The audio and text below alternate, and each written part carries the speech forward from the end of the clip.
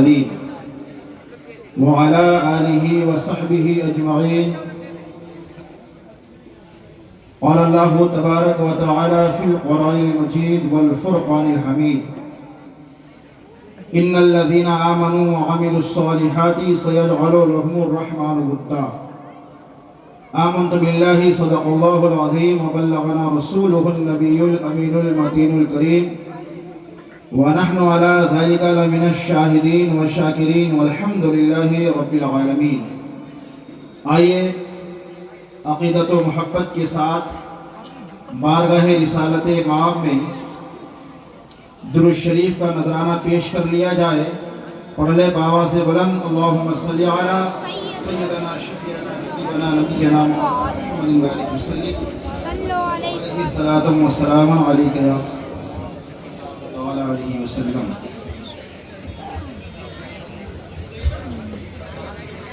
شاہ مرداں شیر یزداں قوت پروردگار.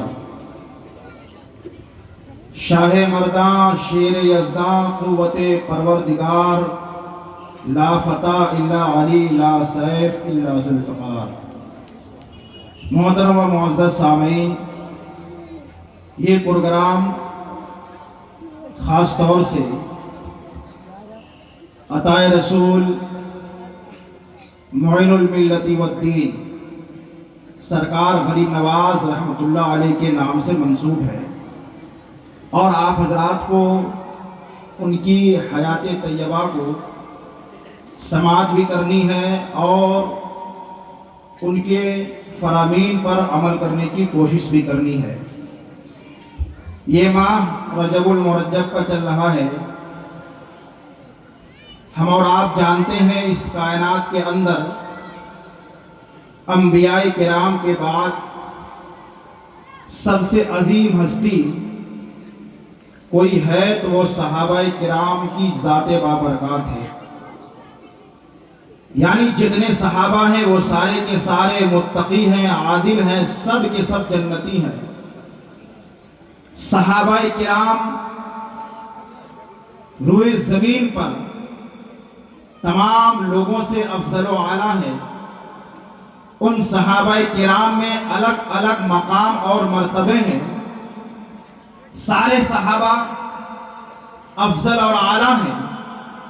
ان صحابہ کی جماعت میں سب سے افضل اور اعلیٰ وہ ہیں جو صحابہ انصار کہلائے، جو صحابہ مکہ چھوڑ کر مدینہ آئے، جن صحابہ نے ان کی مدد کی، یہاں تک جن کے پاس 2 بیویاں تھی، ایک کو طلاق دے کر دوسرے بھائی کے لیے حلال کر دیا، انہیں انصار کہا جاتا ہے.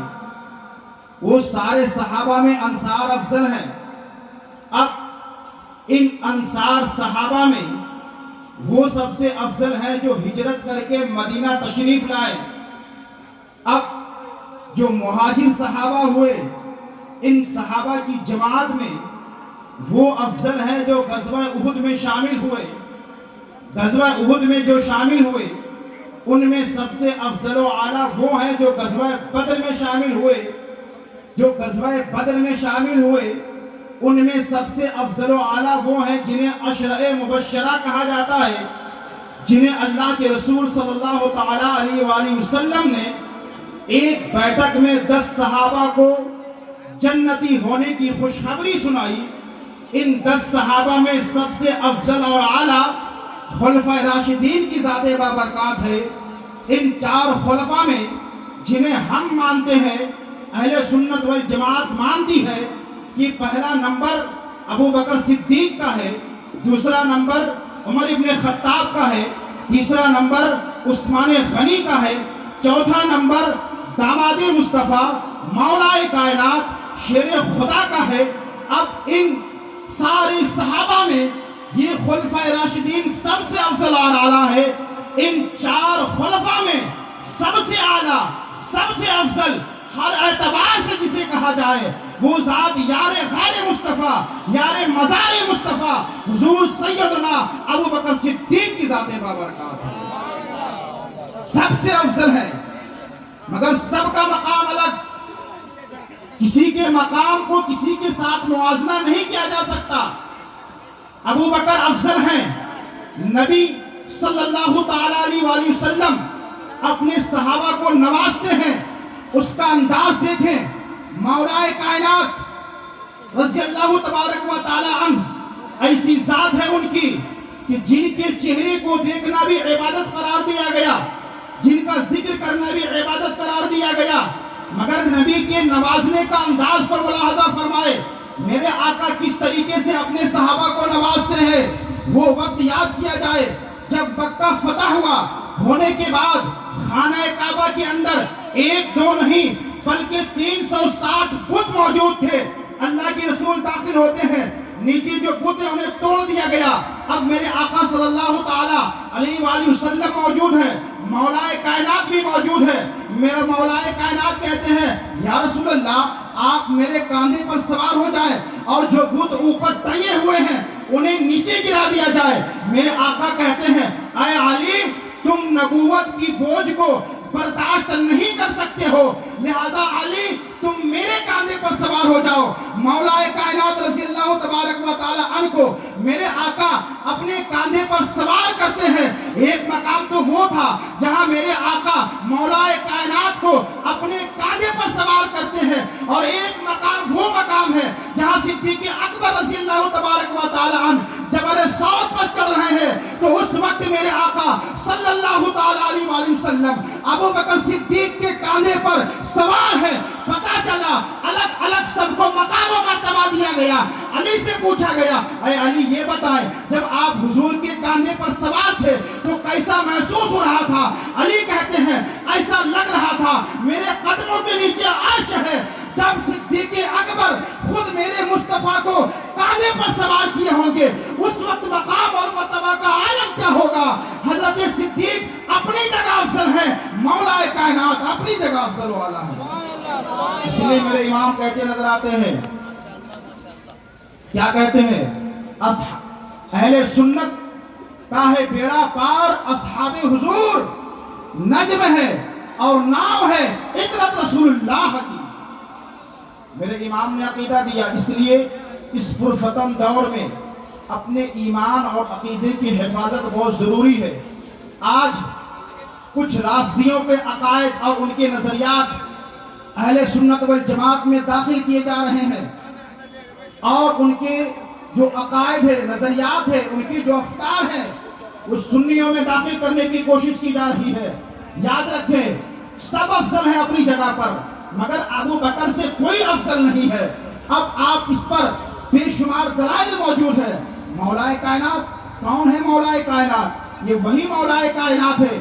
ولادت ہوئی, آنکھیں نہیں کھولتے ہیں, آنکھیں نہیں کھولتے ہیں, سب کے گود میں جا رہے ہیں, آنکھیں کھول کر کسی کو نہیں دیکھتے ہیں. مگر جیسے ہی میرے آقا کے گود میں آئے مولا کائنات نے آنکھیں کھول دی اور چہرہ والضحیٰ کی زیارت کر لی اور بتا دیا کعبہ تو کبھی بھی دیکھا جا سکتا ہے, مگر کعبہ کو جو پاک کرنے کے لیے آیا ہے پہلے اس کے چہرے کی زیارت کر لی جائے, کعبہ کو بعد میں دیکھ لیا جائے.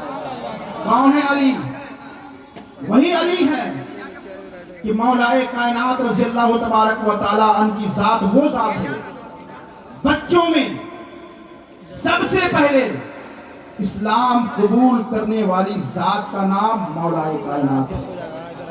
کون ہے مولا کائنات؟ حضرت عائشہ صدیقہ کہتی ہیں میں نے دیکھا میرے بابا, کون بابا؟ ابو بکر صدیق حضرت علی کے چہرے کو دیکھ رہے ہیں اور دیکھ رہے ہیں, دیکھتے جا رہے ہیں. حضرت عائشہ کہتی ہے ابا جان آپ علی کے چہرے کو برابر دیکھ رہے ہیں, کنٹینیو دیکھتے جا رہے ہیں, آخر بات کیا ہے؟ ابو بکر صدیق کہتے ہیں علی کے چہرے کو دیکھنا بھی عبادت ہے. بات گھر کی تھی, چاہتے تو روایت چھپا لی جاتی, مگر روایت وہاں چھپائی نہیں جاتی ہے بلکہ چھپائی جاتی ہے. اور روایت میں بتا دیا گیا, کیا بتایا گیا؟ یہ بتایا گیا کہ علی کے چہرے کو دیکھنا عبادت ہے, ان کا ذکر کرنا عبادت ہے, ان کا ذکر سننا عبادت ہے. یہ ذات مولا کائنات کی ہے. مولا کائنات کی ذات کی محتاج تعارف نہیں ہے. مولا کائنات کی ذات بہت ہی عظیم ذات ہے. اس لیے آپ کوشش کریں کہ ہمیشہ اہل سنت والجماعت کا جو نظریہ ہے، جو عقیدہ ہے، اس پر قائم و دائم رہنے کی کوشش کریں۔ اللہ تبارک و تعالی ہمیں آپ کو سب کو اہدنا الصراط المستقیم پر چلنے کی توفیق و رفیق عطا فرمائے، اور آپ حضرات بالکل اطمینان اور سکون کے ساتھ جن کو جہاں پر جگہ ملی